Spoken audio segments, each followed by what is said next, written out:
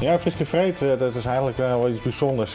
Bij ons in het bedrijf wordt helemaal net Fries praten. Voor de Gein hebben we gewoon bedacht van nou, ik heb wel met een groepje collega's in het Fries.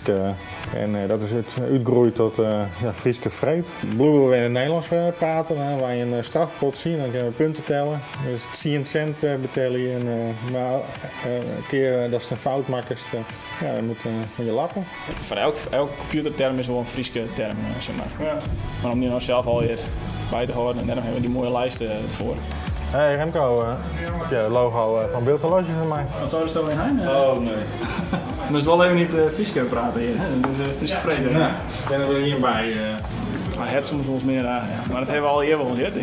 Dat is voor iedereen is dat moeilijk gewoon. Dus, Ja, dat is dus de trailer voor you. Nou.